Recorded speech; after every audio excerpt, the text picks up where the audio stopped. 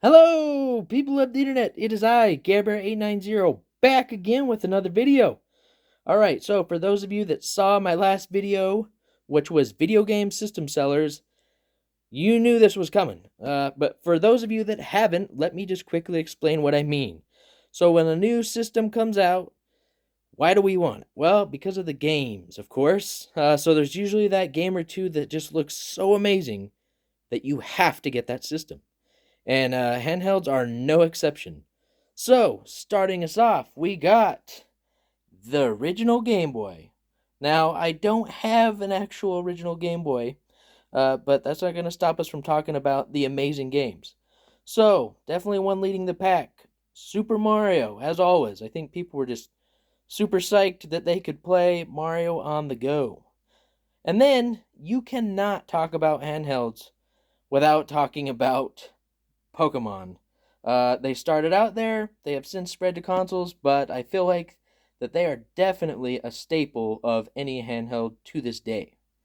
And then, real quick, we have the Super Game Boy, so you could actually play your original Game Boy games on the Super Nintendo, aka the big screen. So that was a cool little accessory. Okay, now moving forward, we have the Game Boy Advance SP. Um, it took some time to finally get here where we have a beautiful backlit screen, compact design, and you could play Game Boy, Game Boy Color, and Game Boy Advance, of course.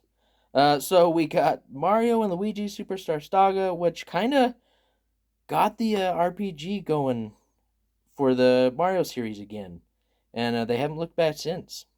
And then, of course, we have the classic Legend of Zelda the Minish Cap, which was actually developed by Capcom, and they've actually done a number of Nintendo games. But yeah, very unique, very cool game.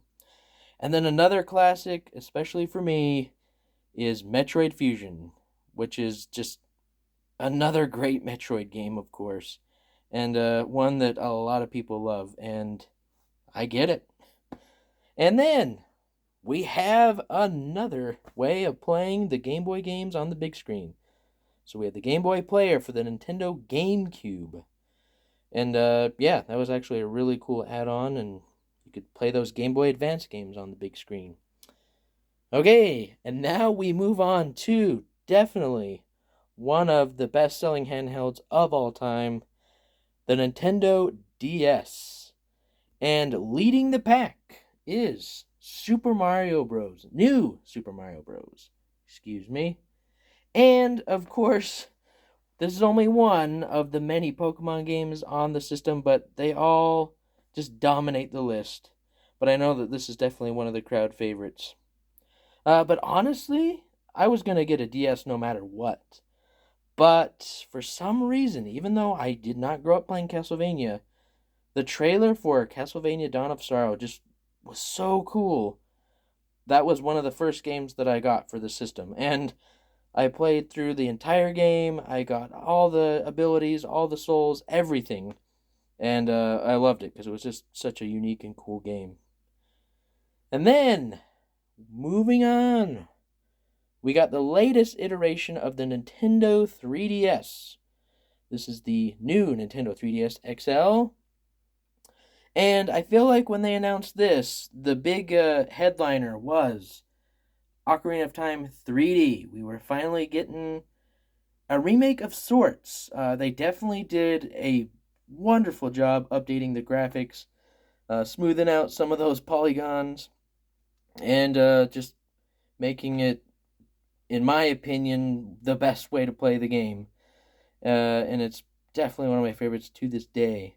And then another quick shout out to Metal Gear Solid 3D Snake Eater, which was just came out of nowhere.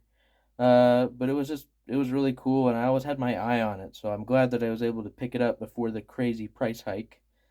But I'm gonna have to say my favorite console exclusive for the 3DS is The Legend of Zelda: A Link Between Worlds, which is a remake slash reimagining of A Link to the Past.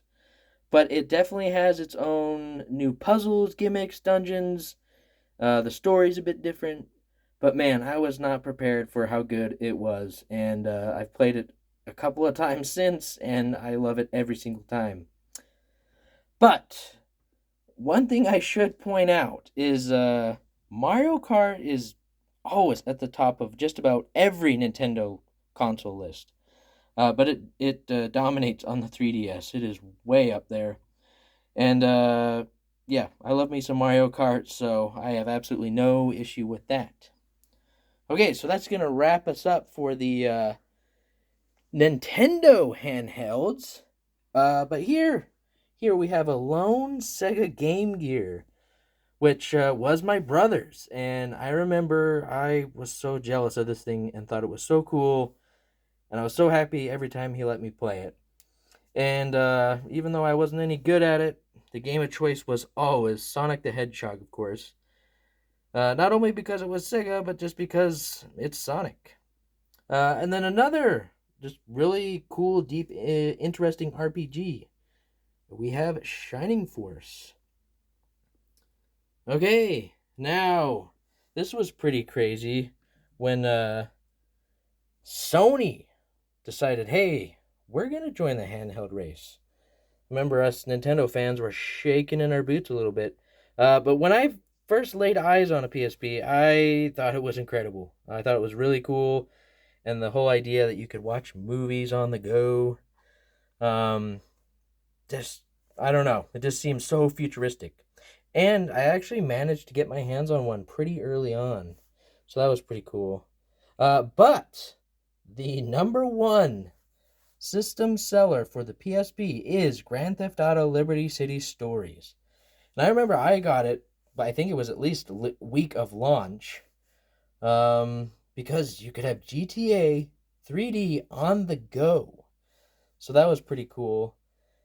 And then until very recently, I guess technically not yet, but this was a PSP exclusive, Crisis Core Final Fantasy VII, a prequel of sorts to Final Fantasy VII. But they just announced a remake not too long ago, and I think it comes out in December, so that's pretty cool. But personally, I think what made my PSP like just totally worth it for me, no surprises here, God of War, Chains of Olympus. I remember it just blew my mind because it didn't feel like it was scaled down for the handheld at all. It felt like a true, massive, brutal God of War adventure. And Ghost of Sparta just took that to the next level. Okay, and now here we are. Sony's latest handheld, the PS Vita, which is an absolutely incredible system and one that is near and dear to my heart. But as great as these games are right here, the reason I really wanted a PS Vita was because of Escape Plan. It's more of a puzzle platformer game, which doesn't tend to be my absolute favorite, but just the graphic style, the music, the humor, it all just like came together and it made me need to play it. And so yeah, I remember when I finally was able to pick up a PS Vita, I immediately downloaded Escape Plan and yeah, it was worth it. I was very content at that moment. But I actually picked up Tearaway the same night because it had just come out and it retailed at $40, but GameStop had this sale where it was only $20. So yeah, that's all it took because I love Little Big Planet and this is from the creators of that. And then another one that was just really unique, very cool, Gravity Rush, which looks and plays amazing on the PS Vita and on the PS4. I highly recommend it. But this shouldn't be a shock. The best system seller for the PS Vita was Uncharted Golden Abyss. That was pretty cool to think that we got an Uncharted game that was another full-blown, 3D Uncharted game on the go.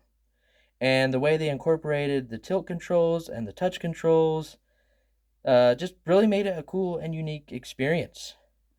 So that's going to wrap us up. Oh, actually, we got one more thing. Now, I'm sure most of you recognize this, but for those of you that don't, this was the unfortunately failed PS TV. So the idea was that you could hook it up to your TV, you could play some Vita games, not all of them, and then you could also like watch some of your PlayStation content. I don't know, it was just a very out there idea from Sony, which originally flopped hard, and stores were just like doing anything they could to try to get rid of it, slashing prices, and then as usual, for some reason, it became a collector's item and just has recently shot up. So yeah, I was glad I was able to get one. It's a pretty nifty little thing, and they definitely updated like the games that you could play on it. And hey, it's always cool to see some games on the big screen when you're used to such a small screen. But yeah, so yeah, that's gonna be my handheld system sellers list.